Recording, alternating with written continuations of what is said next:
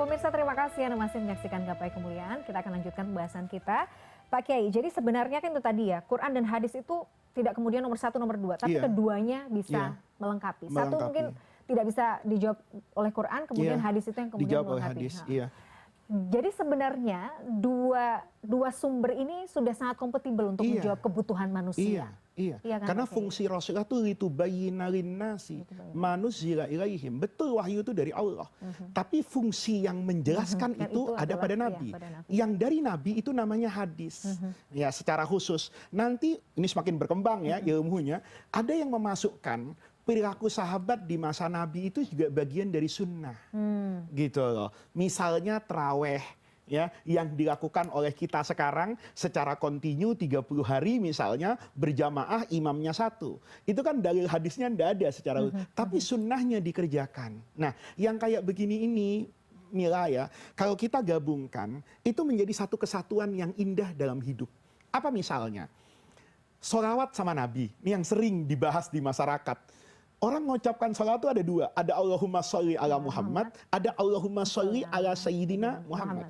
Tapi kalau menggabungkan antara pemahaman hadis dan sunnah, itu jadi indah. Hadisnya mengajarkan kepada saya, hadisnya khusus, mengajarkan Allahumma sholli ala Muhammad. Hadis Abdullah bin Mas'ud yang masyhur itu. Ketika orang, Nabi saya kalau bersalawat tuh gimana? Ya Allahumma sholli ala Muhammad wa ala ali Muhammad. Tapi sunnah yang pada tradisi Nabi itu selalu mengedepankan akhlak. Nah, apa contohnya? Bahwa Nabi itu setuju. Akhlak itu bahkan di atas perintah Nabi. Apa contohnya? Banyak sekali. Perjanjian Hudaibiyah.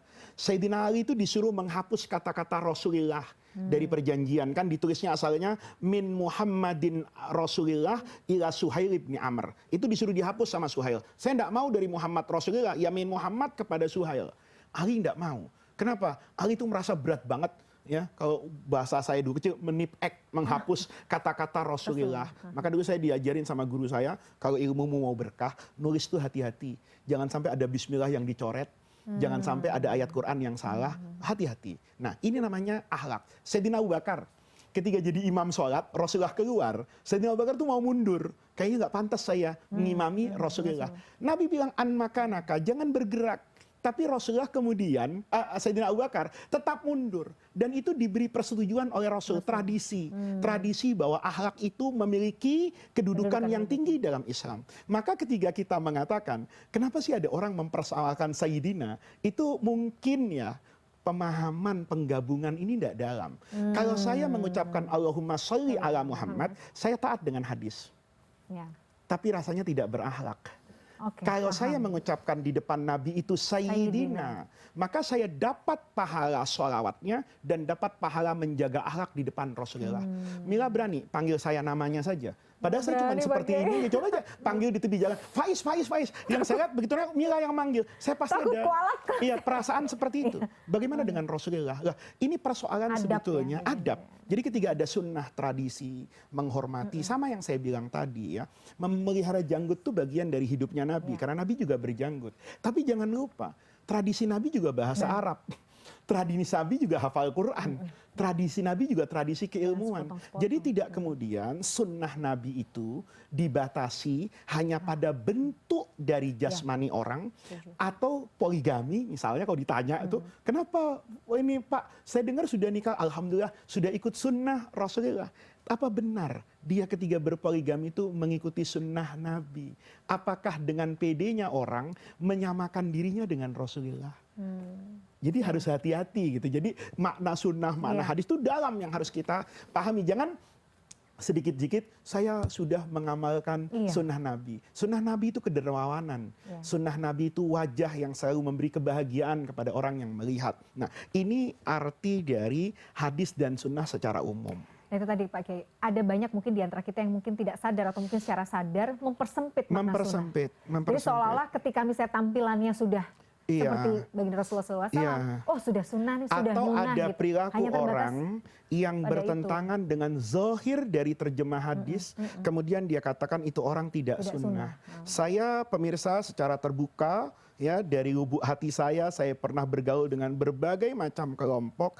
Saya cukup sedih kalau ada orang yang merasa dekat dengan sunnah, tapi lisannya kemudian menjadi tajam kepada sesama, memvonis orang lain tidak sesuai dengan sunnah, ahli bid'ah, sesat dan sebagainya. Justru pengetahuan kita terhadap sunnah Nabi dalam artian yang umum seharusnya membuat kita lebih lembut dalam memahami masyarakat, lebih mengerti mana ini yang harus kita ikuti secara letterlek dari Rasulullah, mana yang itu kita ambil semangat dan inspirasinya. Masya Allah, betul-betul. Jadi jangan mudah ya lisan ini kemudian menjudge saudara-saudara muslim kita ya. Iya, karena itulah memang yang ingin dimaknai oleh para ulama ketika memberikan definisi antara hadis dan sunnah tersebut.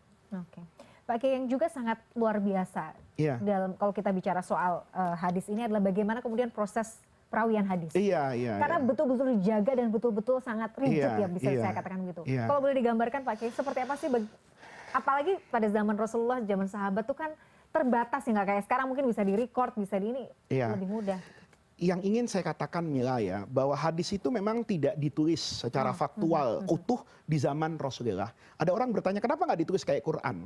Saya membayangkannya, rahmat Allah itu luas sekali. Jangan kita menyatakan sesuatu dari sudut pandang tertentu, tetapi melupakan aspek yang boleh jadi menjadi hikmah dari setiap peristiwa yang menjadi takdir Allah. Kalau hadis itu ditulis kayak kata Mila tadi, direkam semuanya di masa Nabi, maka tidak ada Imam Bukhari, tidak ada Imam Muslim, tidak ada fakultas hadis, tidak ada peradaban Islam terkait yang namanya al-jarh wa ta'dil. Itu menjaga otentitas ucapan Nabi berbasis perilaku perawinya, akhlak ulamanya. Nah, ini harus kita ingat nih. Nah, itu namanya hikmah. Ya, jadi kalau misalnya Zaid bin Sabit dulu menuliskan Al-Quran, maka semenjak itu tidak ada orang berdebat tentang periwayatan Al-Quran. Kalau itu terjadi pada hadis, maka semua yang berkaitan dengan ilmu hadis itu hari ini hilang. Gitu loh. Di antara hikmahnya itu ada ilmu yang namanya mustalahul hadis. Dan ini harus dijadikan, kata guru saya itu, min mafakhiril ummah, kebanggaan umat Islam. Apa yang harus dibanggakan? Bahwa semua ucapan Rasulullah itu untuk kita lakukan kodifikasinya, itu berbasis sesuatu yang sangat ilmiah, sesuai dengan disiplin berbagai macam keilmuan hari ini. Orang hari ini bicara tentang profesionalisme.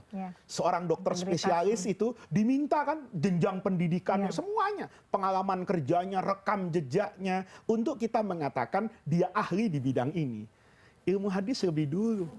Untuk mengatakan hadis ini hadis sahih, ya, ini diriwayatkan oleh orang, kriterianya jelas. Dan kriterianya harus betul-betul ini ya Pak Kiai. Kriterianya harus jelas, ada subjektivitas dari masing-masing ulama yang kadang-kadang kita, subhanallah ya. Imam Bukhari misalnya, dengan para imam ahli hadis yang menjaga keaslian hadis, itu punya metode yang berbeda-beda loh. Kalau misalnya ada istilah tuh dalam ilmu mustalah hadis ya, para pemirsa, hadis itu kalau mau dianggap sahih, itu mata rantainya nyambung. Namanya muttasil. Muttasil itu kalau Mila dengar dari saya, nanti disampaikan ke kru Gapai Kemuliaan, maka mata rantai jelas. Mila, si A, si B, si C, sampai kepada saya. Nah, ini namanya muttasil. Pada metode ketersambungan ini saja, itu metodenya luar biasa dalam ilmu hadis. Ada Imam Muslim misalnya, Imam Abu Dawud yang mengatakan, saya untuk menyatakan Mila dengan Faiz ini bertemu, itu cukup imkaniyatul liqa. Itu dalam logika, asal logika menerima bahwa Faiz mungkin pernah bertemu dengan Mila. Dilihat aja. Ini hidup tahun berapa, ini hidup tahun berapa. Oh ternyata pernah sama-sama ke Mampang. Oh belok ke CNN. Oh berarti ketemu di gedung CNN. Maka sekedar keyakinan pernah bertemu secara logika, itu dikatakan hadisnya sahih. Imam Bukhari enggak. Tapi subutul liqa. Kapan Mila bertemu dengan Faiz? Bayangin ini. Diselidiki satu demi satu.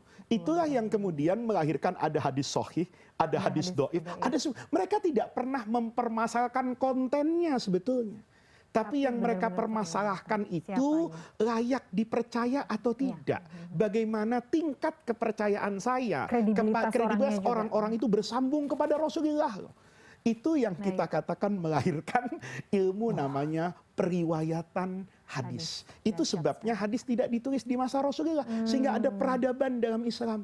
Ini layak dipercaya atau tidak. Ini kualitasnya kayak, itu luar biasa, luar biasa. Seandainya itu tidak ada, separuh dari ilmu keislaman itu dan peradaban itu akan hilang.